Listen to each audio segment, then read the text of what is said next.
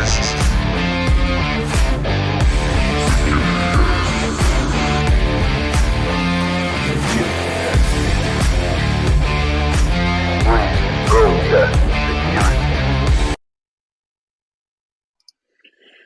Fala galera, boa noite, sejam todos bem-vindos. Estamos começando mais um Security Cast. Security Cast que é o seu webcast e podcast sobre segurança da informação e tecnologia.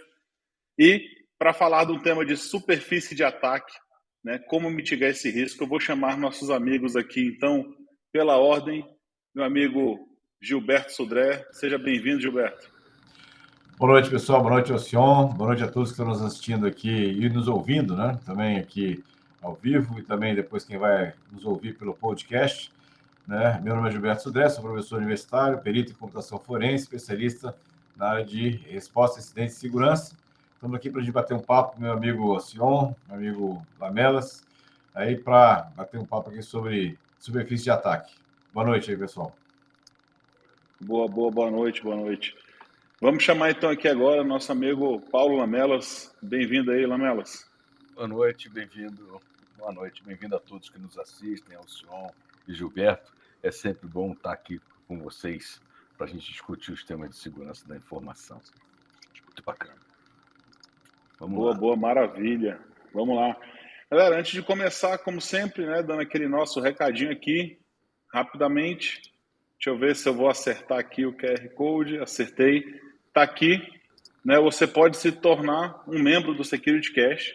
Tá? Esse valor aí de R$ 4,99 está num preço promocional. A gente está passando para vocês. É um valor mensal. E a gente vai começar a liberar conteúdo já a partir dessa semana aí para a próxima. Né? O primeiro conteúdo que a gente vai lançar são algumas entrevistas. E essas entrevistas a gente vai fazer sempre com pessoas aí conhecidas da área de segurança, né? A primeira entrevista aí com o Iago Kim, tá no forno aí, está só esperando a nossa edição terminar. Terminando a edição já vão ter, então esse conteúdo é exclusivo para quem for assinante, tá? Quem não quiser só acompanhar nossos webcasts, falar sobre os nossos assuntos aqui que a gente fala quinzenalmente, você pode ir lá acessar. Então, um preço promocional aí para quem já fizer. Então, vocês podem ir escaneando aí o QR Code e apoiando o projeto aí, que é bem bacana para que a gente continue trazendo aí conteúdo para vocês e essas entrevistas. Então, vocês vão poder sugerir perguntas, a gente vai trazer na comunidade ali perguntas que vocês queiram fazer para os entrevistados, indicar entrevistados, né? E mais para frente, outros conteúdos exclusivos aí para vocês vão vir por aqui, tá? Dentre outros. Bom, vamos então aqui puxar, né, o nosso primeiro bloco, né? O nosso blocão aqui inicial é o bloco do resumão da quinzena da área de segurança, né? Bom, vou puxar aqui a primeira. Deixa eu ver aqui a notícia. Bom, essa aqui veio do Size Advisor, né, que fala: hackers podem invadir rede usando roteadores revendidos. Não que seja uma notícia tão nova assim, né? Mas ela é recorrente, mas com certeza é algo novo que está acontecendo aí, né, Sudré? Puxa aí o que você fala, o que você trouxe para a gente. Isso aí, pessoal. Assim, normalmente as pessoas, né, as corporações estão preocupadas no descarte de HDs, né, ou convencionais, ou pendrives, ou mesmo aqueles mais antigos DVDs, CDs. Então, destruir essas informações, destruir a parte de lixo em papel também, né, ou seja, triturar ou incinerar. E no caso de discos, fazer o wipe, então o degauss, ou mesmo destruição física dos HDs. Só que agora, né, uma pesquisa da E7, né, da empresa de segurança cibernética, eles compraram 18 roteadores, né, usados de várias marcas diferentes, né, e começaram a analisar o que tinha nesses roteadores usados, né. E aí descobriram que os roteadores vieram com as configurações completas, né, configurações de rede, máscara, alguns tinham até senha, né? Outros tinham a questão lá de acesso, senhas de VPN, né? Ou seja, basicamente essas informações são informações que seriam bastante úteis para um atacante, né, que gostaria de invadir essas redes, né? Porque já tinha informações de senhas de VPN, uma série de situações diferentes. Então, na verdade, aí é até uma preocupação, né? Ou seja, se vai descartar, vai vender ou vai doar esses equipamentos, que tem que fazer também um tratamento adequado, né, de uma limpeza, né, um reset geral desses equipamentos para que não levem, né, para fora das empresas informações que são sensíveis para isso, né? Boa. Sudra, você sem querer trouxe um assunto interessante, né? Que a gente pode explorar até no próximo webcast. E se a galera gostar, depois manda um salve aí, né? Como é que a gente faz para limpar os dados da nuvem, né? É só ligar um ventilador aqui de baixo para empurrar a nuvem para longe, sumir com ela, dissipar. Se chover, cai tudo, né? Joga Mas sal que cai tudo. Pulveriza sal que cai dado. É boa, é boa. Mas é um bom tema também, viu? É um bom tema, descarte. Né? Descarte de informação.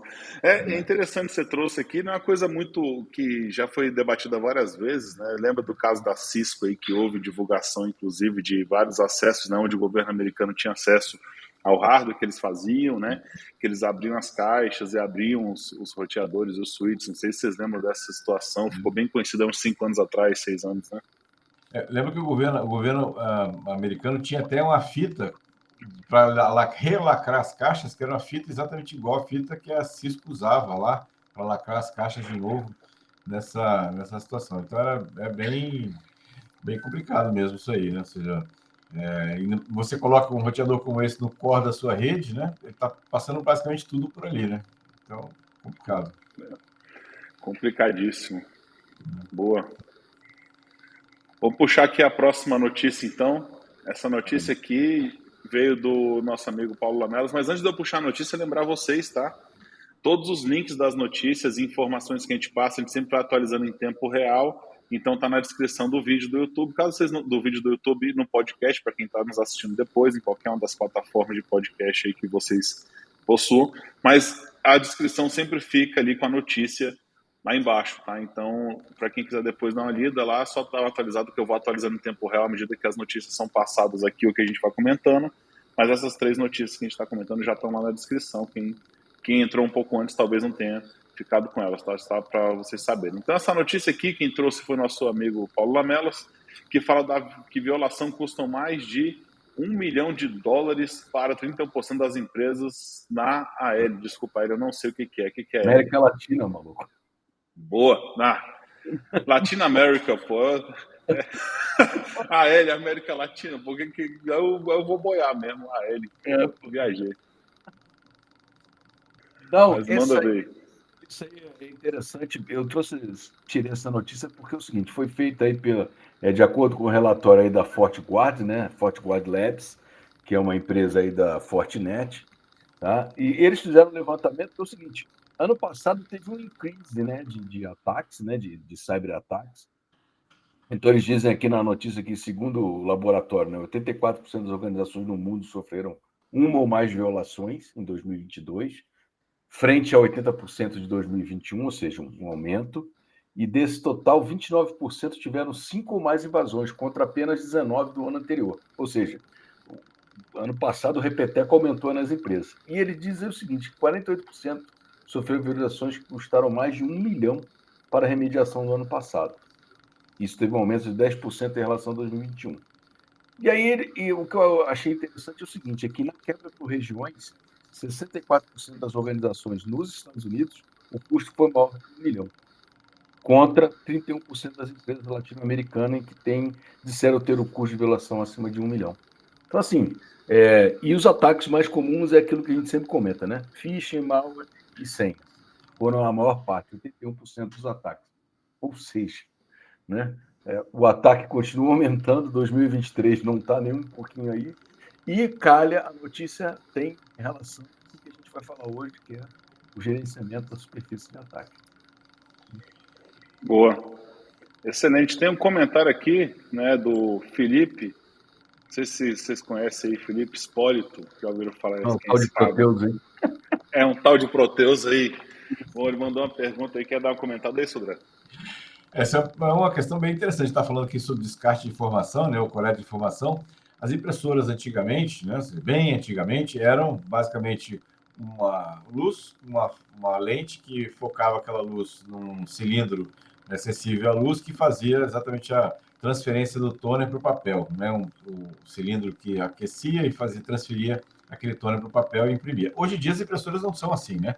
Hoje em dia as impressoras, ou copiadoras, na verdade, né? Elas são, na verdade, um scanner conectado a uma impressora laser. Então, em algum momento, o documento que você vai fazer uma cópia, ele é escaneado, é guardado no HD interno e depois ele é impresso, né, nessa situação.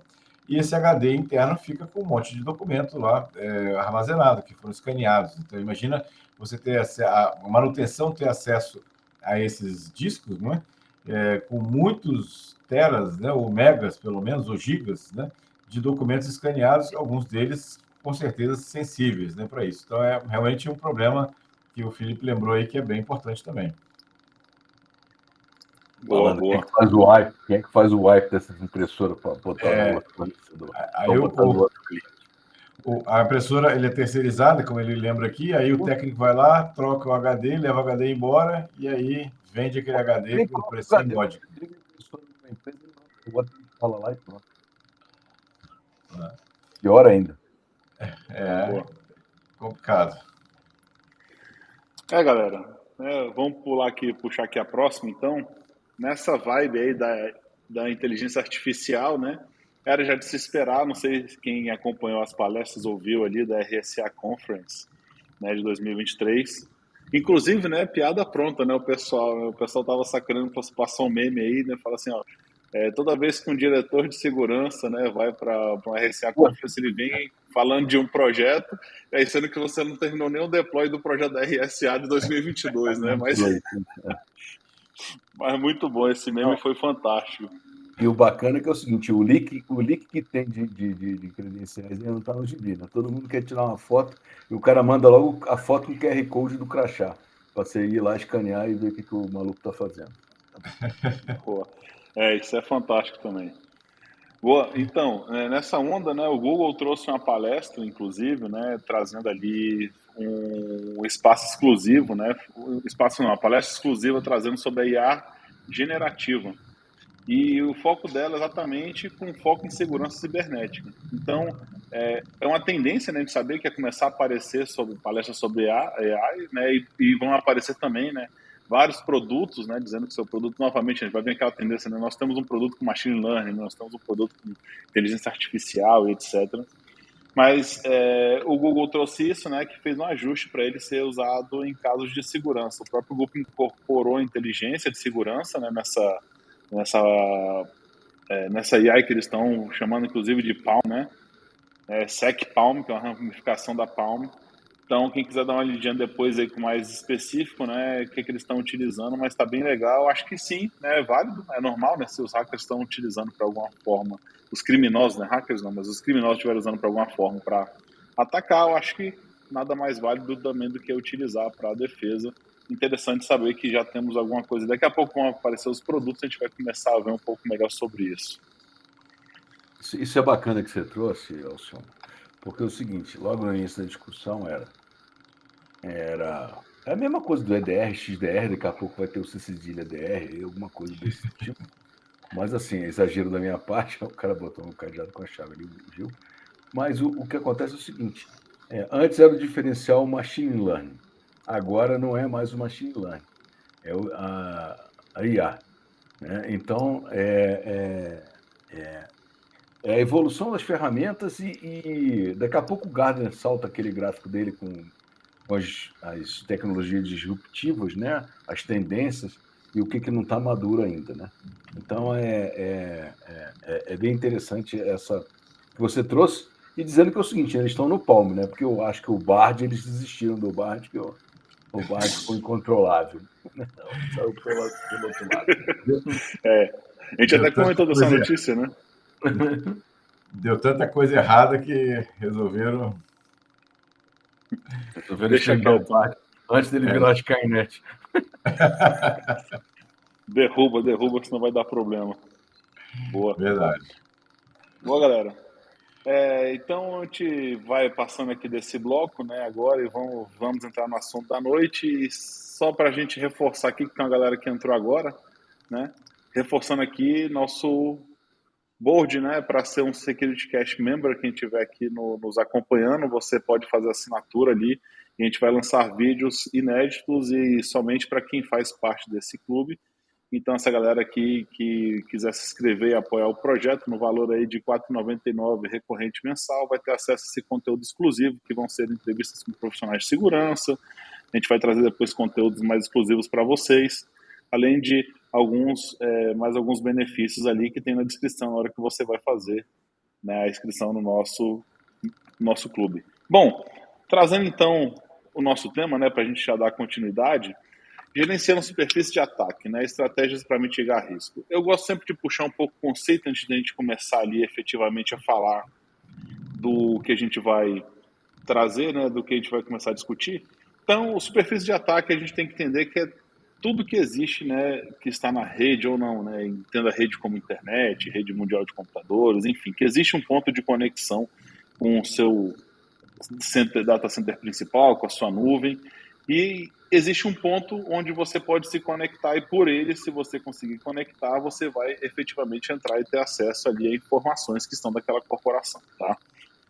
Trazendo um pouco mais, de forma mais específica, como é que você faz para conseguir gerenciar toda essa superfície de ataque e, de alguma forma, você conseguir trazer proteção para isso tudo? Então, porque a gente fala, né, de computadores, a gente fala efetivamente de máquinas, a gente fala de servidores, a gente fala de um monte de assunto que a gente vai acabar tratando aqui e todos eles fazem, de alguma forma, são um ponto de acesso, que muitas vezes o pessoal acaba esquecendo. Tivemos vários casos aí, como citados em outros momentos, mas eu não vou prolongar aqui agora, eu vou deixar aqui mais para a gente começar a discutir, trazer esse ponto com os nossos amigos para a gente ir trocando ideia aí, já puxando os assuntos, né? Quer puxar isso, Dré?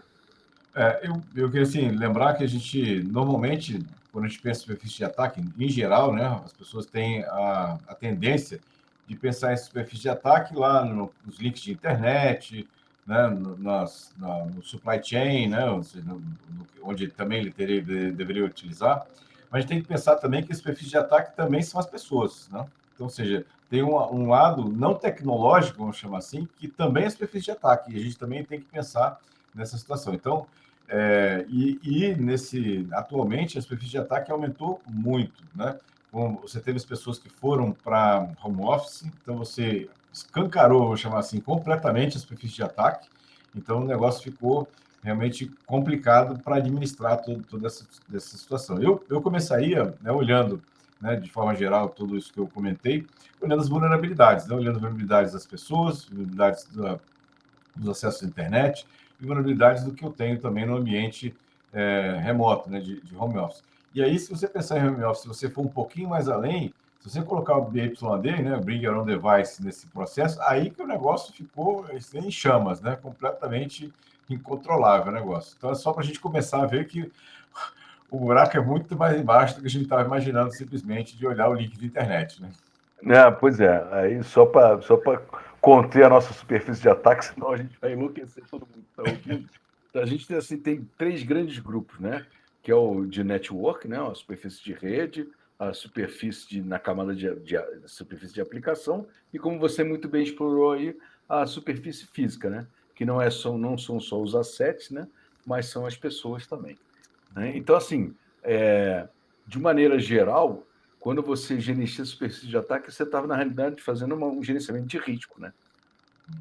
Então, você traz isso, que muita gente trabalha nisso inconscientemente, nem sabe que está fazendo isso, né? Quando o cara faz um programa de gestão de vulnerabilidades, ele está trabalhando a camada superfície de ataque na parte de aplicação. Quando você bota lá o seu firewall, né? Quando você coloca lá o IDS, o IPS, você está trabalhando na sua superfície de ataque na camada de rede. E quando você faz, por incrível que pareça, um programa de awareness, você está lidando, você está gerenciando, está trabalhando, está enriquecendo a sua parte dos assets, né? Na parte do ser humano, e quando você impõe aqueles controles físicos, você está trabalhando ali na camada física, né? Da superfície de ataque. Tá? E isso é bem interessante porque, na realidade, você trabalha com uma gama de ferramentas e no final você volta para o bom e famoso gerenciamento de risco. O bom da gente ali puxar, né, se falar de gerenciamento de risco, ele na verdade vai ser uma parte do que vai apoiar muito a gerenciamento de risco, né? Ele vai trazer. Eu lembro eu tentei até procurar aqui, não achei, né? Até peço desculpa, eu vou dar uma procuradinha daqui a pouco aqui de novo. Um documento que fala, né, que se não me engano, é da Qualys, mas ele fala o seguinte: quando você tem, né, um VMDR ou, enfim, né, qualquer um desses tipos de software que ajudam ali a fazer entender a sua superfície de ataque para você gerenciar, né, o IASM, por exemplo, ali, CASM e tudo mais, eles mostram que você consegue ter pelo menos 30% a mais de superfície de ataque que sua TI, né, a sua área de tecnologia não conseguiu mapear inicialmente, né? Isso. Então, vejam só o tipo de dado que a gente recebe, que a gente entende ali, né? Se você consegue ter um lado obscuro que não é gerenciado, né?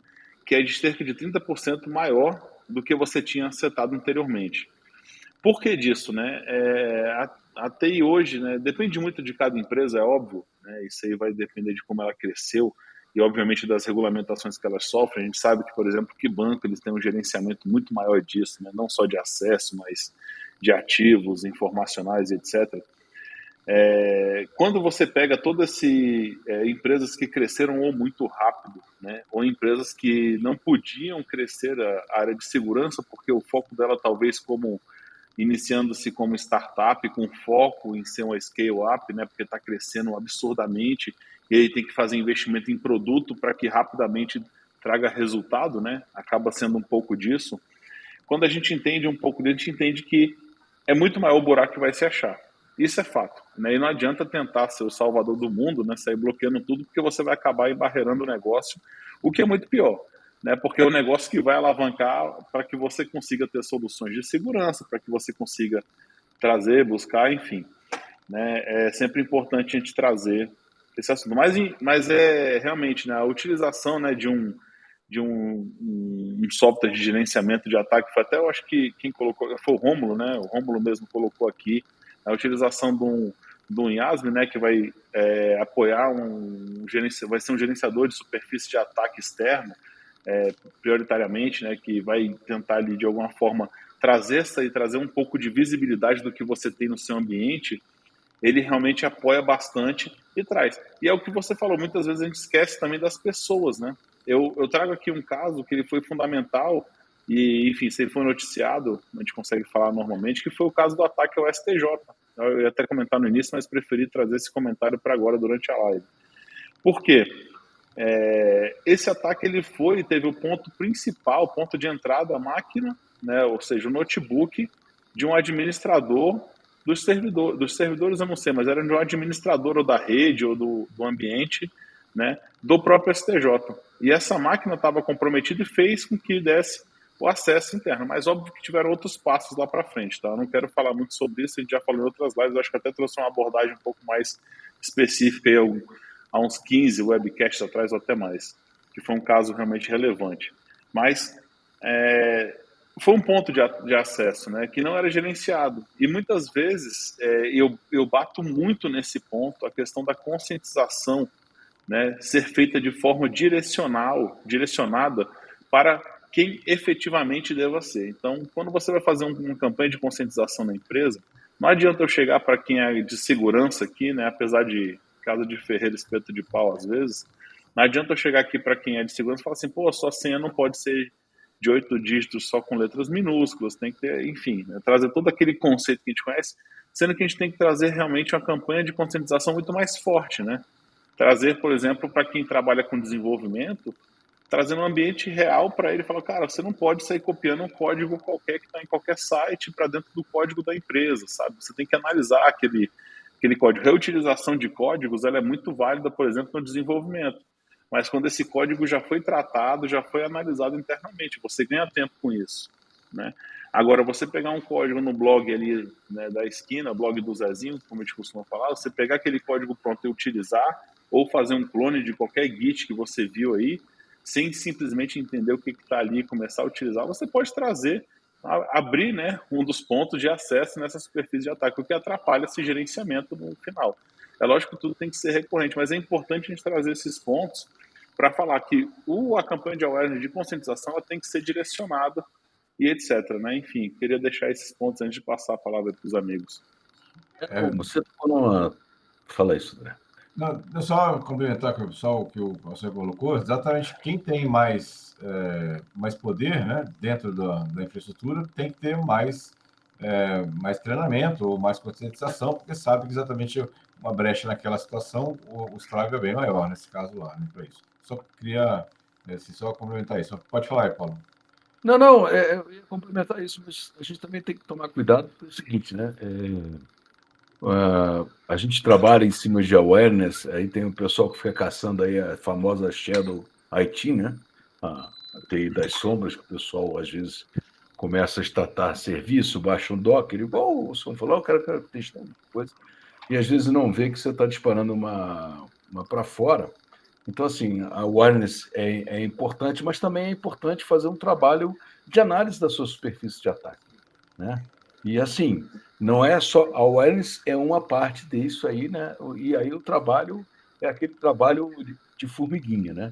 Não existe solução mágica, existem soluções que contemplam, mas aí eu vou entrar num assunto que a gente explorou aqui, o seguinte: você tem que colocar os seus times de segurança para trabalhar, né? Seja o Blue Team, seja o Red Team, ou seja o Purple Team, né? Para trabalhar, para eles poderem fazer isso daí, porque são esses caras que acabam identificando potenciais vetores de ataque, né? São esses caras que acabam o time de Threat Intelligence, né? É o time que acaba mapeando ou montando o cenário de ataque, e aí você vai utilizar essa galera toda para verificar aquelas máximas, né?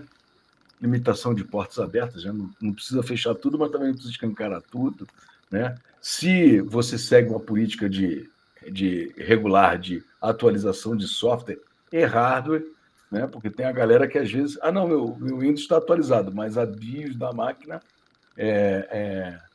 tá? A BIOS da máquina tá desatualizada, né? E o controle de acesso a dados sensíveis, né? A famosa segmentação de rede, que às vezes o pessoal, não, tá tudo aqui, pai, não tá nem aí o que está acontecendo, né? Então, voltar àquela máxima, né? O que acontece é o seguinte: eu acho que o pessoal se perdeu um pouco, porque o cara fala assim, vai para a nuvem. Beleza, vai para a nuvem. O cara tem lá uma VPC. Só que aquela VPC ele pode fragmentar a VPC. Né? Ele pode criar outra VPC, criar uma rede interna, criar um roteador e fazer a mesma coisa que ele fazia em casa, no on-premises, né? O cara fazer isso, fazer essa divisão na nuvem, né? Porque você também vai diminuir a sua exposição, né? Mesmo estando na nuvem. Eu lembrei de uma outra parte que muitas empresas também negligenciam essa situação, que é a parte dos dispositivos de AT. São dispositivos que normalmente não têm atualização, tem uma vulnerabilidade que já é nativa dele, já vem de fábrica, com falhas de segurança graves, né? Obviamente, dependendo do fabricante que você está utilizando. As falhas não têm correção, normalmente não tem atualização de firmware nem nada dessa questão, e eles colocam, muitas vezes, que você falou da segmentação de rede, que é importante, Lamelas, que eles colocam esses dispositivos de internet das coisas conectados na rede principal. Aí, né, o negócio ficou fácil, né, de fazer essa questão. Então, essa também, além da questão da infraestrutura e tal, a parte da segmentação e da conscientização do awareness das pessoas, também tem essa questão da preocupação da segmentação também para a área do IoT. Eu queria só voltar um pouquinho, a gente falou rapidamente, mas a questão de monitoramento. Acho que o monitoramento, nesse ponto, é uma questão importante de você estar sabendo o que monitorar, né? E assim, o monitoramento muitas vezes ele gera uma quantidade incrível, imensa de dados, e você tem que ter alguma coisa, pelo menos automatizada, para te dar o alerta da situação. Só monitorar não adianta, né, nesse caso. Não, e tem um outro troço também que o pessoal não leva em conta, que é o seguinte: é a distribuição de credenciais utilizando o princípio do last privilege, né? Então, assim, cara, não é só porque você é diretor que você tem que ter a conta AU, né? Tem que estar lá no Sudors, AU. Não é isso, entendeu? Então, assim, às vezes, é até uma boa estratégia os diretores, até por serem muito visados de phishing, ter o menor privilégio possível dentro da empresa, né? Eu ia comentar exatamente isso, que são as pessoas mais usadas normalmente, né? O pessoal da alta direção é o pessoal de apoio da alta direção e a própria alta direção, que normalmente tem acesso a documentos muito mais sensíveis que os outros Não que funcionários. você tenha que dar acesso à root ao estagiário, né? Mas, Não, assim, não, exatamente, mas senão O rola um estagiário perigo. precisa passar um tempo tem que passar por um tempo de provação, né? Porque senão o update seu era aí vai ser. Entendeu? Mas, assim, é interessante isso porque antigamente, né? E agora, e você ainda vê em muitas empresas, só porque o cara é CTO, CEO, CFO, o cara tem a senha quase que GOD, né? God. Aí, pô, o que esse cara vai fazer? Não, ele está facilitando, entendeu? Que ele vai clicar no phishing ou no phishing, pronto. E a gente vai ficar enrolado aí. nessa Não. questão também, não pode esquecer, na parte específica de ataque, de atualização de software, né? A gente fala de ser atualização de software o tempo todo, né? Aqui, já falamos várias vezes em outros webcasts aqui também, a atualização de software também é um superfície de ataque também, né? Em relação a essa questão. E a outra coisa é o seguinte, né? Aí agora, saindo dessas medidas práticas, vamos trabalhar um pouquinho aqui dessa análise da superfície. Quem é que faz essa análise da superfície, né? Então, assim, normalmente você tem lá a equipe. Até hoje, né? Eu assim não vi na literatura bem definido assim quais são as atividades do Red Team. Porque quando você vai trabalhar aí, porque só fala, fazer pentest. Pô, só pentest, análise de vulnerabilidade, entendeu? Você testa as teorias de ataque, vocês trabalham um pouco, acontece, não é normal, mas acontece muito, né, Luiz? O Luiz está colocando aqui, né? Ou pessoas estão há muito tempo na empresa e a gestão de acesso não é feita de forma eficaz. Isso, cara, você quer ver uma coisa? Faz uma migração de uma posição tua dentro da empresa. Vê se tu não carrega teus privilégios para outro lugar. Todos eles, vai ficar todos eles assim. Então, Privilégio é que nem unha, cresce. Se você não cortar, vai crescendo, entendeu? É a mesma coisa. mas, isso, mas assim, voltando aqui para essa temática da análise, né? Então, porque o que acontece é o seguinte: o pessoal fala, o Blue Team é o cara que defende e tal, não sei o quê. Várias em obras ali em literatura, pentest. Não, pentest é a galera do Red Team que faz. Mas o cara também faz a modelagem de ataque, né? O Threat Intel ali. Também teria que estar, isso é uma função do Red Team também. A própria análise de vulnerabilidade não tem que estar, assim, na minha visão, né? Eu acho que tem assim, começa com um Red Team. Aí você abre o ticket, faz aquilo ali, faz a análise e já entrega. Ó, isso aqui é explorável, é crítico, então, porque às vezes você tem uma vulnerabilidade que não é crítica, mas ela já tem exploit achada aí no mundo. E aí, pô, as várias técnicas que se espalham aí pela internet, né, do RCE e por aí vai, que eu não vou comentar as outras, senão a gente vai entrar num outro tema aqui, entendeu? Mas assim, aí exatamente, entendeu? Duplicar, óbvio, mas assim, tem que tomar cuidado, com isso, porque às vezes você tem uma falha que ela é média ou de baixo impacto, porém ela já é explorável. E daí você pode começar a elevar privilégios e explorar outras falhas, ou até mesmo ter uma elevação de privilégio. Geral pensa que é só chegar e fazer pentest. Exatamente. É. O Proteus levantou uma coisa boa, né? Que Red Team hoje vai vira daqui a pouco, né? Daqui a pouco vai virar escalão da empresa, né? Você entra como pentester, vai para ser um Red Team, né? Porque você é um Que é a cara, gourmet. né? O Proteus, que é a gourmet agora. Que é a gourmet. Exatamente, né? Mas esses pontos aqui mesmo, até o Gui Noronha aí trouxe, né, também, Uhum. né, mas ninguém olha as técnicas de ataque em APT, Mitre, né? Ninguém olha realmente a gestão de vulnerabilidade, a parte de threat intel. E esquece, né, que o arcabouço de um Red Team mesmo, para olhar inclusive para apoiar na análise dessa superfície de ataque e comprovar. O pessoal esquece muito qual que é a grande função, inclusive, né, até de um dos pontos que é o pentest, que é, por exemplo, entender o que tem na análise de vulnerabilidade para comprovar se realmente, né, aquelas vulnerabilidades são exploráveis ou não. E, enfim, de alguma forma você conseguir trazer, né, o que tem ali dentro, naquele arcabouço todo, falar, ó, isso aqui é explorável não, até para trazer como um risco maior. Isso é que é um fundamental, né? Que muitas vezes as pessoas não conseguem enxergar. Não, e porque é o seguinte, só complementar aqui a ideia, é porque é o seguinte, com essa gestão da vulnerabilidade ou desse teste das vulnerabilidades, o Red Team consegue montar até montar um cenário de ataque. Agora, a gente está pensando no mundo ideal, né? Ou seja, que você tem gente para lidar com tudo isso, né?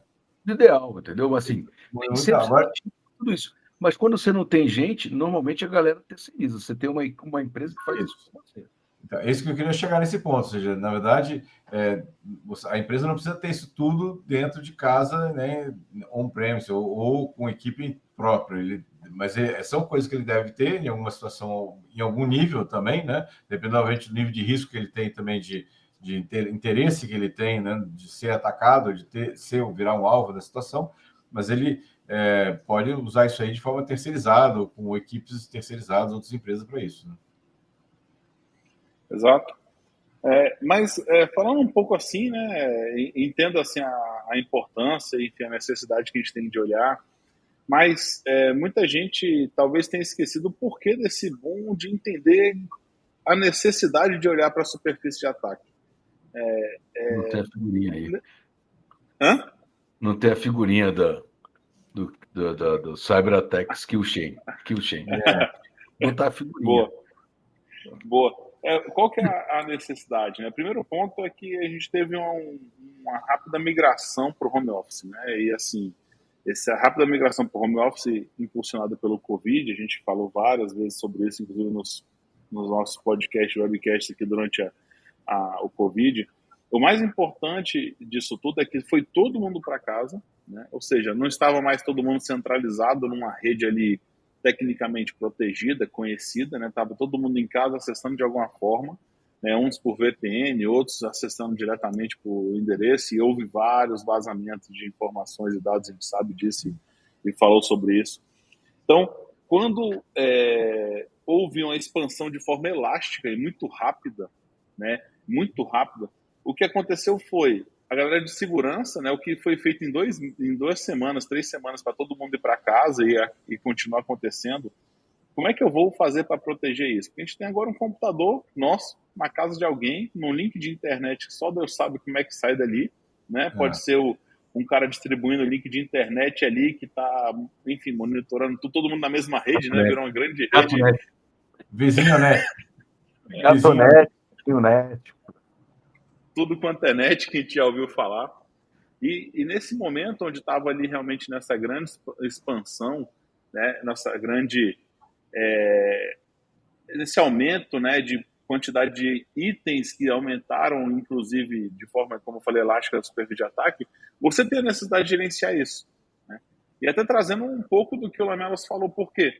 Porque você vai começar a entender o que esse dispositivo ele era dentro da empresa e o que ele é lá fora. Lá dentro da empresa, né, fazendo lógica aqui, tentando ser um pouco exagerado, mas ele podia estar cheio de vulnerabilidade, porque você estava cheio eu ia falar muletas, mas não pode mais, cheio de apoios, né? Agora não pode mais, mas cheio de apoios ali para que protegesse. Barreiras. Usa o termo barreiras. Pronto. Então você vai ter ali as barreiras todas de proteção que vão estar te apoiando de alguma forma, né? Firewalls, antivírus gerenciados, centralizados, você vai ter de tudo isso apoiando. E o que no final, né, quando todo mundo foi para fora, né, dessa grande proteção, desse grande útero ali, né, foi todo mundo para fora, o que vai acontecer a partir de agora? Eu vejo que realmente, né, o IASM ali, né, que é esse software, ou enfim, né, um dos apoiadores para gerenciar esses riscos de ataques externos que acontecem porque você vai ter uma visibilidade maior com esses equipamentos, né, com esses softwares, ou enfim, ou numa gestão até manual, não precisa comprar tudo, né? A gente sabe que também não tem como a gente comprar tudo que a gente olha, mas de alguma forma a gente consegue sim analisar e falar assim, poxa, qual o risco que eu estou correndo naquela máquina que está cheia de vulnerabilidade? E você consegue de alguma forma falar, ó, vamos atacar primeiro esses itens aqui, esses ativos informacionais, porque com ele, dessa forma, eu consigo trazer mais segurança rapidamente. Mas trazendo até uma frase ali que foi falada há pouco, né? Nada é 100% seguro, por mais que você gaste, né, todo o dinheiro do mundo. por mais que você tenha as melhores pessoas, né?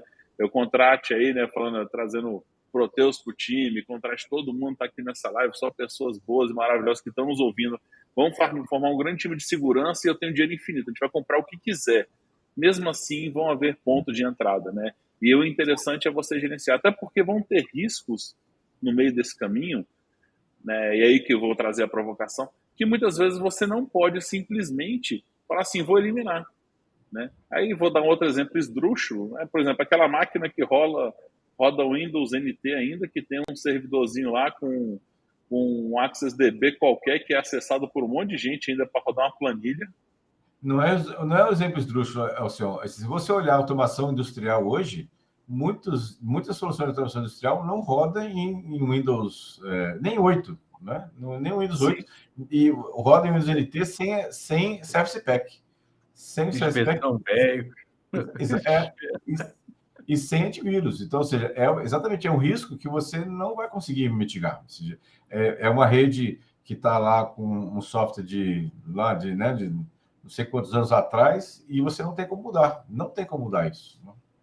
Então, não é justo, e o que você faz, né? Então, você tem que buscar algumas ferramentas que vão te apoiar para isso, sabe? E nesse ponto que eu falo que a ferramenta é interessante. Não fazer como o meme falou, né? Vai para um RSA Conference, né? Chega com 30 cartãozinhos e fala, entre em contato com essa galera aqui que você vai ver, analisar qual ferramenta a gente vai comprar. Não é isso. Mas é entender realmente a real necessidade para trazer e mitigar esses pontos de ataque. Eu acho que falou até legal aqui que o Anderson Alves trouxe, né? É mirar pequeno para acertar grande. Às vezes você consegue com alguns shorts, né? Que eles chamam short shots, você consegue de alguma forma alcançar grandes resultados. E esse aqui é o fundamental. E como é que você consegue isso? É trazendo o tema que o Lamelas trouxe, com um gerenciamento de risco, né? E você só consegue condensar se de alguma forma você conseguir juntar isso tudo como... Aí os caras já me sacanam até trouxe aqui, né? Você consegue de alguma forma até trazer esse condensado de informação, trazer esses números e calcular esse risco e falar onde nós vamos atacar em conjunto com a galera. Mandar um beijo aí pro Bem Maluco, né? Saudade dele. Não, assim, voltando ao gerenciamento de risco, é o seguinte, tudo que a gente está falando aqui, seja a external, né, Attack Surface Management, ou o CASB, tá? Que é agora esqueci o C, entendeu? Mas, assim, falando em ASME e CASME, tá? Com eles você identifica. E aí, a partir do tratamento de risco, você vai fazer a identificação de ameaças potenciais, com tudo aquilo que você já tem, com as suas gerências de vulnerabilidade, mais o auxílio dessas duas ferramentas, tá? Vai usando, né, a metodologia, né? Agora eu não vou dizer aqui qual é a melhor metodologia, porque nem eu sei, porque eu já passei por tanta empresa, já usei FEMEA, já usei matriz de tudo quanto é jeito, mas o que mais funciona, para mim, é probabilidade de impacto. Entendeu? Você usa probabilidade de impacto para probabilidade daquilo ocorrer, aquilo ocorrer, para onde você vai. Entendeu? Concordo com você. Porque é o seguinte, metodologia de risco é um assunto ruim de trabalhar, porque é o seguinte, é intrínseco do ser humano. Você faz avaliação de risco o dia inteiro, todo dia na sua vida. É que a gente está... Aquilo entra no modo sobrevivência, entra no autorreflexo, você faz então, assim, é muito difícil você chegar, não, essa metodologia é melhor. Não, a metodologia que eu acho melhor é, puxa o dedo, levanta, se inventar para um lado, não vai para o outro e pronto. Entendeu? Mas, assim, porque é intrínseco do ser humano, mas, assim, a partir do momento que você tem identificação de ameaça, faz uma avaliação de probabilidade e impacto, você consegue tratar o seu risco, né? E aí você fala. Fazendo então, assim, eu concordo contigo, né, que é lógico, né, vão ter momentos que você no seu feeling, enfim, né, com a sua experiência que a gente tem, a gente vai olhar assim, pô, esse aqui é o melhor ponto para atuar, vamos atuar aqui que vai dar certo.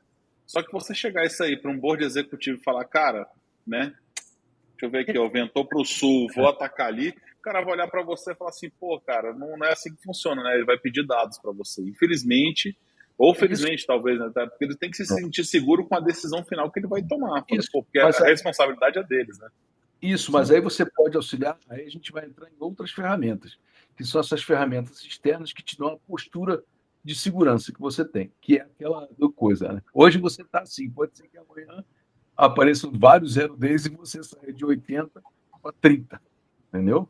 Mas assim, com ferramentas, tem ferramentas bem interessantes que inclusive tem painéis bem executivos que te dá uma noção de postura de segurança. Ou seja, como uma entidade externa te vê, seja pelo alinhamento dos planetas, ou seja, porque o cara futricou no Shodan lá, aí você está usando a sua equipe de Blue Team, ou de Red Team, ou de Purple Team para fazer isso. Ó, eu quero que você entre no Sense, quero que você entre no Shodan, papapá, e a gente vai montar um dashboard de vulnerabilidade. Ou você vai atrás de alguma outra ferramenta, sem ser as MICAVs, que já te dão uma noção disso daí, mas que são entidades externas que vão falar assim, olha, sua postura de segurança é B+, é C-, pô, é F. Você estando em A-, você é 7 vezes mais difícil de atacar que o outro. Ou seja, você consegue mostrar para o board, para os stakeholders, o seguinte, cara, tudo isso que a gente investiu, hoje eu estou nessa postura de segurança. E aí o mais interessante é o seguinte, né? Às vezes o pessoal fica rindo, mas não é. É você pegar um dado de pesquisa desse e falar assim, ó, uma brecha de segurança custa tanto. A sua postura de segurança é tal, você investiu tanto. Acho que aí você faz o balanço, né? Com o cara, acho que o investimento ele é factível. E aí você ainda consegue fazer o quê? Arrumar mais uma graninha para continuar fazendo a implementação dos controles de segurança Agora, que a empresa tem. acho que eu concordo que assim, você olhar o Shodan e outras ferramentas para saber olhar como é que está isso dentro da sua, olhar de fora para dentro, né, da sua Isso, infraestrutura, isso é interessante. Mas acho que tem um outro item que tem que ser levado em consideração também, que é e que em algumas situações é o interesse, ou seja, se a empresa está há muito tempo na mídia, se a empresa agora lançou alguma coisa, lançou um IPO, que seja, ou lançou alguma coisa nessa situação, né?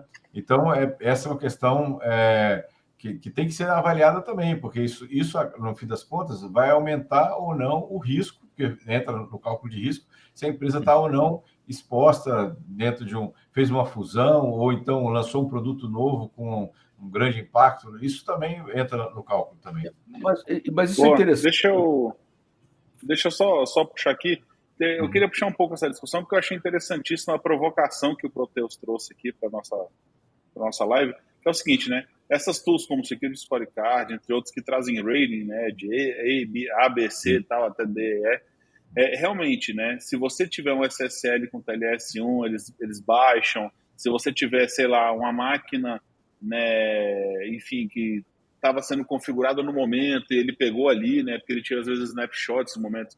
Eu Isso. concordo com o que ele trouxe, tá? E trazendo a pergunta na provocação que eu trouxe, assim, onde isso traz um risco tão grande? O que eu vejo nisso tudo, nesse cenário, é que essas ferramentas, elas não são de verdade uma ferramenta, não existe, elas não são a bala de prata. O que é mais importante a gente entender é que você faz a análise de um cenário, né? Não é olhar somente uma máquina, como a gente falou que estava com Windows 8, não é simplesmente olhar que um funcionário precisa de um treinamento melhor, não é olhar se uma máquina tem uma vulnerabilidade XYZ. A gente tem várias empresas no mundo hoje que sobrevivem com bilhões de vulnerabilidades e nunca tiveram ataque, talvez porque não foram almejadas, ou sei lá, alguém Exato. nunca viu e não aconteceu. E tem empresas como a STJ, que eu dei exemplo aqui, que são empresas super fechadas e por um vacilo ali os caras conseguiram de alguma forma entrar, vários vacilos e conseguiram entrar. Então, o que eu vejo no final das contas disso tudo é que você tem que ter ferramentas que vão te embasar para de alguma forma falar assim, ó, direcionar aonde você tem que dar o tiro, que nem eu estava falando aqui. Poxa, qual que é efetivamente o local de investimento que eu vou fazer? Eu tenho vários tipos, né? Por exemplo, de procedimentos de investimento. Então, eu posso investir dentro do meu produto de segurança, eu posso investir em antivírus, né? Eu vou falar exemplos bem mais simples, assim, um firewall, antivírus, o AF. Aí eu chego, qual que é o nosso maior problema? Pô, se eu não proteger meu produto na empresa, a gente está na merda. Então, eu vou ter que fazer o quê? Focar em proteger a superfície de ataque, tentar deixar no casulo melhor, né? Vou trazer essa palavra, o meu produto, ou seja, o produto SaaS que eu vendo, o produto da minha empresa que eu vendo. Então, o meu foco de investimento vai ser lá. Porque a gente não tem dinheiro infinito, como eu dei exemplo. Se fosse assim, era muito melhor. Fácil não. Facilitava a nossa vida, né? Então, eles são ferramentas que vão te dar um norte. Fala assim, poxa, ó, dentro de todas essas categorias, aqui você tem um grade A nesse, grade C nesse, grade E. Você, como um time, vai analisar e ver, porra, não é um TLS que vai me derrubar. Ou, às vezes, com um TLS que eu arrume, de uma forma fácil e rápida, eu vou subir meu grade e vai melhorar. Então, eu acho que é tudo simplesmente uma forma de analisar ali de melhor e saber onde você vai disparar o seu tiro, o seu ataque, saca? Mas assim, o que eu estou falando das ferramentas, e aí eu especificamente aí, proteger é o seguinte: pelo menos você tem um rate, pelo menos você tem o que mostrar. E outra coisa, mesmo que um TLS 1.0, apetita risco também, Luiz, isso aí. Mesmo que você tenha um TLSS que baixe o teu grade de A para B, ela te, querendo ou não, ela te obriga a ficar na ponta dos cascos, ela te deixa alerta. E aí você faz o balanço, e aí você tem que ter também a capacidade de negociar também e falar o seguinte: olha, muitas vezes, o senhor lembra lá no 99, muitas vezes criava-se um escândalo da porra, porque o grade tinha baixado 0,6. Aí você olhar, era uma máquina que a Amazon trocou o endereço, a gente foi lá para o infinito e não era de nada, entendeu? Era o rate trocado de uma máquina, entendeu? Mas assim, é uma referência que você tem que ter, porque não adianta você chegar e falar para o stakeholder, que o stakeholder não entende nada disso. Não adianta você falar, não, que agora eu vou botar um EASM, um CASM, que agora eu vou proteger, tá, não sei o que. O cara fala assim, tá, quanto é que é? Ó, outro dia rolou essa discussão aí num time lá de security, tá, não sei o que, lá, não sei o que. Não, mas como é que eu falo de segurança da informação? Se você não falou até agora, é porque a gente está fazendo o nosso trabalho. O cara, pô, é mesmo. Eu falei, pois é. Só que isso não aparece. Entendeu? Isso no dia a dia, no cotidiano, não aparece. E você tem que ter uma referência para quando chegar uma diretoria, ou quando você não vai falar com o stakeholder, mas pelo menos você vai alimentar o seu diretor, você tem que chegar ali e falar, olha, você tem esse número, uma violação vale tanto, se não apareceu até agora, é porque a gente deixou de gastar tão. Entendeu? E aí Sodré, desculpa, achei que você tinha terminado, perdão. Não, eu estou falando assim, porque isso entra numa outra seara também, que virou moda, foi um hype, parou e agora está voltando, que é o tal do seguro cibernético. Mas A gente já comentou sobre seguro cibernético no último cast aqui, sobre isso. Nossa, André, acho que você pode puxar essa pergunta aí. Então, muita galera aí colocou aí, ó, apetite a risco das empresas.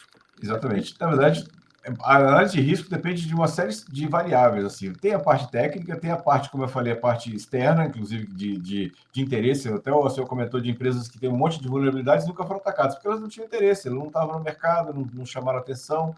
Então, na verdade, não tem. E quando você tem, por exemplo, dando exemplo aqui para o Romo, que eu concordo com o que ele colocou aqui, você tem startups que o cara tem que correr risco, porque o cara está no começo investigando ou explorando um mercado novo, ele tem mais preocupações em lançar um produto que muitas vezes fazer aquele produto redondo ou pronto para o mercado. Então, ele tem alguns riscos que ele vai fazer. E a mitigação, muitas vezes, é cara para ele, daquele risco, e ele tem que ter grana limitada e tem que botar no produto, e não exatamente na situação. Então, ele assume que ele vai correr um risco maior. Então, realmente, essa análise de risco, ela tem uma quantidade muito grande de variáveis e tem que ser, muitas vezes, você tem as ferramentas, mas tem também o feeling do ambiente, do mercado que ele está atuando. Eu queria dar uma puxada nisso, que às vezes não depende só disso não também, sabe, Sodré? Muitas vezes nessas empresas, né, dependente do tamanho, eu vou falar aqui, né, o head de segurança, independente da posição dele, se ele é um CISO, se ele é um gerente, coordenador, ou simplesmente um analista, que ele acaba sendo responsável pela segurança ali. O que eu vejo é que às vezes também falta muita capacitação para que a gente coloque isso, para que a empresa entenda que investimento tem que fazer, tá? Um excelente exemplo, eu acho que vale a pena a gente trazer depois para o nosso próximo webcast, é trazer como é que você vai calcular um ROI de segurança, cara, porque isso é extremamente complexo, né? É muito fácil eu falar para o meu, por exemplo, para o meu board que eu vou contratar 15 pessoas que vão desenvolver um software, que eu vou entregar um software que vai ser vendido a X reais, a possível adesão nisso aqui no meu teste AB foi de tanto, a gente vai ter um investimento de 150 mil, um retorno de 300 mil no dobro do tempo que eu investi isso aqui. 4 meses e 8 meses a gente já tem 300 mil rodando de forma mensal, né, para expandir meu NMR, para expandir diminuir o churn da ferramenta e por aí vai. Então, trazendo essa visão toda que a gente está trazendo aqui, se você não consegue, de alguma forma, falar, cara, qual que é o retorno? Eu vou investir, por exemplo, vamos chutar aqui, um firewall de 1 milhão. Tá? Eu vou simplificar os exemplos para a gente não entrar numa seara diferente do que eu estou buscando aqui. Como é que eu vou provar que esse firewall vai me dar um retorno de mais de 1 milhão para a empresa? Porque no final é dinheiro. Aí você fala, poxa, tem algumas coisas que apoiam. Qual elas, né? Tipo, sei lá, vou também aqui. A LGPD fala, né? Se a gente não fizer uma proteção dos dados pessoais que estão aqui dentro, de alguma forma eles vão ser evadidos, esses dados, de alguma forma eles vão ser explorados e vão ser vendidos lá dentro. Vai manchar o nome da empresa, eu vou tomar multa, etc. Mas como é que você vai mensurar uma coisa dessa? Fala assim, a probabilidade de eu ter um ataque desse. Como é que existem probabilidades de ataque, sabe? Você vai falar assim, ó, evitou um ataque que poderia dar um prejuízo de 2 milhões. Não, você vai mostrar que é o seguinte, com o trabalho do gerenciamento de vulnerabilidades e da gestão dos seus ativos. Então, assim, olha, eu estou gastando isso, foi colocado, eu fiz gestão, nós tínhamos tantas vulnerabilidades críticas, entraram isso, eu consegui produzir isso. Cada vulnerabilidade crítica dessa, que tinha capacidade de exploração, eu evitei que nós perdêssemos ou ficássemos impactados em tantas horas de trabalho.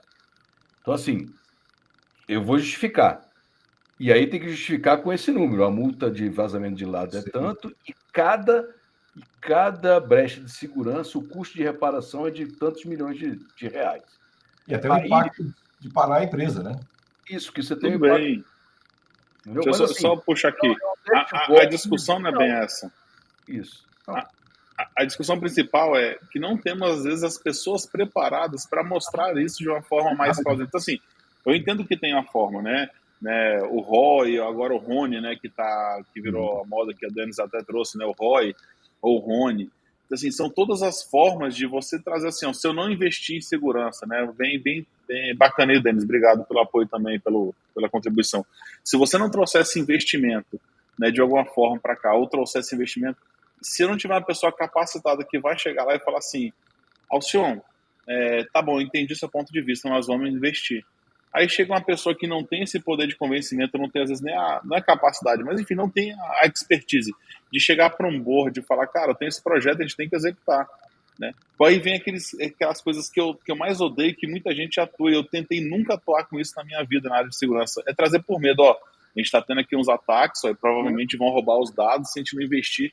Aí o cara vai começar, ele pode até no início começar a investir, né? Mas depois eu acho que vai se tornar aquela grande roda gigante, tipo assim, ó, cara, não acredito mais, porque a gente não investiu daquela vez e não aconteceu, sabe? Porque teve um momento que eu não ia botar dinheiro.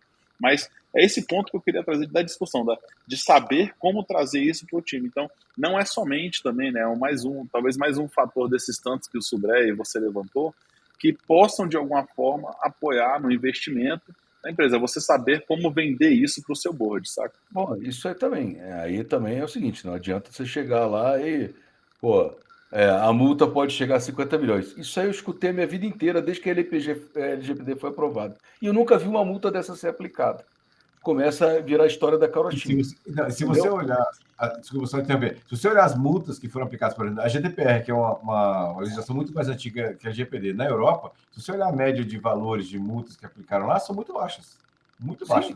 No início vem aquele porradão, né? Você vai lá ler o GDPR Enforcement, que é o site lá, aí você fala assim, pô, vai falir o Google. Aí depois no final chega assim, pá.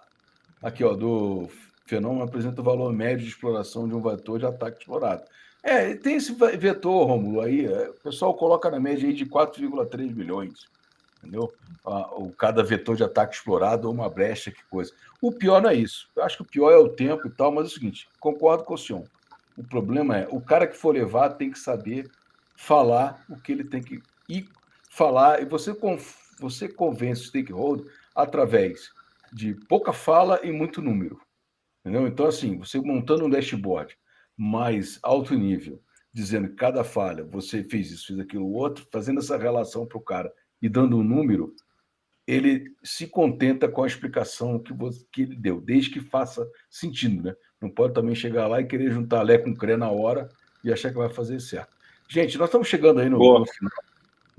Nós estamos chegando aí no final. É só vou dar uma puxada que é o seguinte: também existe para gerenciamento de superfície de ataque medidas bem básicas que a gente pode fazer no dia a dia da empresa, entendeu? E que às vezes o pessoal fica pensando em ferramentas mirabilosas, mas assim, se você fizer o básico, às vezes o pouco é muito, né?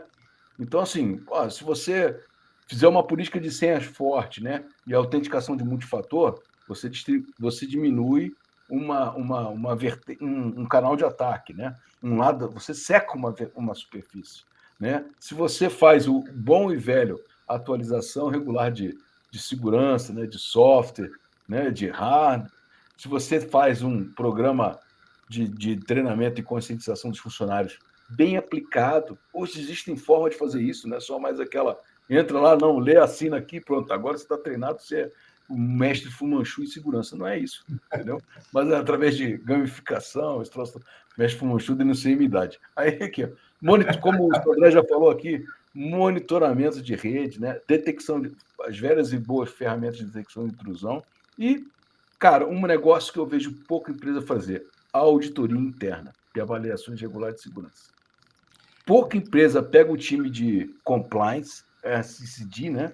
Risk Compliance, e faz os caras fazerem avaliação interna. Vem cá, você tem uma política aqui. Você faz isso? Quando o Zezinho é desligado, você desliga o cara na hora? Quando o Joãozinho troca de sessão, você troca os privilégios dele? Se não tiver uma equipe, e banco é muito senhor disso daí, os bancos fazem isso. Se não tiver um time de auditoria interna para verificar se aquilo que você está escrevendo você está cumprindo, para sair daquela velha história, né? Em casa de ferreiro, espesa de pau, né? Então, sim, eu acho que assim, eu trouxe só essas medidas porque às vezes o pessoal fica. A gente tocou aqui muita ferramenta, né? Tal, não sei o que, mas assim, com essas medidas simples do dia a dia nosso, que se bem implementadas, você restringe bastante a superfície de Boa, ataque. Verdade, boa. perfeito. Bom, galera, então vamos para o nosso próximo bloco aí, né? O bloco da dicas de hoje. Sodré, vou puxar inicialmente contigo aí. Beleza. Bom, eu vou retomar aquela notícia que eu coloquei e vou perguntar, na verdade, as empresas, né, perguntem para vocês mesmos, né? Como é que vocês lidam com o lixo de papel? Como é que vocês lidam com o descarte de HDs, né, pendrives, nessa situação? Como é que descarta equipamentos eletrônicos, né, computadores na empresa? Então, a minha dica é olhem para dentro da empresa, né? E vejam, né, como é que isso está sendo tratado lá. A minha dica de segurança é basicamente uma continuação da notícia que eu trouxe aí logo no começo do A Olhe. minha é quase continuação da minha fala, né? Senha forte, autenticação multifator, entendeu? Atualização regular dos equipamentos. Tá? Boa. É o que a gente faz aí e funciona. Gente, funciona inclusive para os equipamentos pessoais. Porque a gente tocou num negócio aqui bem interessante. Aí eu boto tudo isso, EASB, CASB, faço a opção de awareness, não sei o quê. Aí o cara tem um GatoNet, ou então ele tem um roteador que ele configurou por default e botou ali. Entendeu? Ou Verdade. aquele roteador que custa R$ 50. Ou reaproveitou, né? Comprou do vizinho que já estava atualizado. É. Por aí. Minha dica de segurança são duas para hoje, né? Na verdade, uma só é trazendo. Eu gosto de trazer as notícias do que está na hype, então. Não sei se vocês viram, né? Já temos o vírus, o Ransom GPT, tá? Então, que ele é baseado em trazer coisas de inteligência artificial, mas na verdade ele acaba fazendo ransom, então já está atacando aí, já existe um grupo de ataque que a gente consegue identificar os TTPs dele, trazendo um pouco de threat intel para a gente hoje, e já existe, e já tem inclusive a IOC deles, tá? Se vocês deram uma olhadinha aí nas ferramentas de vocês, vocês vão enxergar que já existe alguns IOCs, então é bom tomar cuidado. Por que eu trago isso? Porque se vocês olharem, já existem várias extensões e aplicativos que a galera está baixando e colocando que acha que é do OpenAI, do chat GPT. E não é, galera, ainda não existe aplicativo oficial, ainda não existe, só existe o site, né, openai.org, se eu não me engano, algo assim, que é do próprio chat GPT. Depois vocês procurem lá direitinho, que eu não lembro agora de cabeça. OpenAI.com. OpenAI.com, obrigado. Então, olhem direitinho para não ter nenhuma dor de cabeça aí, tá? Mais uma vez, vou falar com a galera que está aqui nos assistindo, para antes da gente partir para o nosso encerramento, pedir aí o apoio de vocês. Então, para que vocês olhem, né, e quem puder nos apoiar no projeto, é só escanear esse QR Code aí, ou o link também está no nosso chat, eu postei no nosso chat, tá? Para quem tem receio de fazer o scan do QR Code, concordo, estamos juntos, mas enfim, tá aí. O link está no nosso chat. Então, se você quiser nos apoiar, é mais uma dica, né? Não escaneie qualquer QR Code, né? Mas isso aqui vocês podem Exatamente. contratar, a não ser que seja uma retransmissão. Se não for direto do nosso Você falou um canal negócio de Security bem Cash. interessante. Com esse negócio de Pix aí, nego, não, aí escaneia aí o QR Code aí. Tem cara escaneando que não sabe de onde tá indo dinheiro. Exatamente. Mostra o comprovante, foi para outra pessoa. Mas então apoia nosso projeto, né? A gente teve 2 inscrições aqui durante nossa live, a gente agradece aí a galera, tá? E agradeço esse apoio, quem puder nos apoiar aí, se inscrever, né? Uma contribuição recorrente no valor de R$ 4,99 e terá acesso, como eu já falei, a entrevistas com profissionais de segurança, podem fazer perguntas a eles, né? De forma prévia, a gente vai mandar lá nos canais que perguntas vocês querem fazer. E então será um apoio para o nosso canal, simplesmente para a gente manter o canal, né, para dar esse apoio para o nosso Security Cash. Como eu falei, a gente não tem intenção de ganhar dinheiro com isso, muito pelo contrário. A intenção nossa aqui é dar continuidade no projeto e a gente precisa do apoio de vocês, tá? Então agradeço aí a quem puder nos apoiar, tá? De coração, obrigadão aí, em nome da galera do Security Cash. Mas, né, dando continuidade aqui, então vou lembrar aqui dos nossos links, tá? A gente tem nosso site, né? Acho que ninguém mais dá site, né? Já está acabando isso, já realmente é perfil social, mas eu vou passar porque lá tem nosso site, é o securitycast.com.br. Lá você tem o link para todos os podcasts principais, nossos podcasts ficam lá, informações nossas, tá? Sobre os profissionais que estão aqui no SecurityCast. O YouTube, para quem não está nos assistindo do YouTube, né? youtube.com/securitycast. E o Telegram é o t.me/seccast oficial, né? Esse aí é o maior grupo de segurança em língua portuguesa, tá? Em grupos de discussão ali. Nós temos mais de 1.700 pessoas que discutem diariamente os assuntos, então ali por dentro você fica de por dentro de notícias nossas, pode discutir com a galera, entender melhor e tá lá. Lembrando a todos que nós estamos já em todas as plataformas de podcast, para quem não está nos ouvindo no podcast, então Spotify, Apple Podcast, Google Podcast, TuneIn, Cashbox, Deezer, e mais 1 milhão aí de possibilidades que existem. Então, se estiver nos ouvindo, né, lembre-se de dar aquele coraçãozinho ou like aí no vídeo, né, seguir, se inscrever no nosso canal. A gente agradece muito, que isso aí também ajuda de alguma forma a impulsionar o nosso projeto. Agradecer quem acompanhou a gente aqui ao vivo, mandando mensagens. Então, a gente agradece bastante aí, né? Não vou citar os nomes, que hoje foram muitos comentários, eu vou ser injusto se eu for citar o nome de cada um.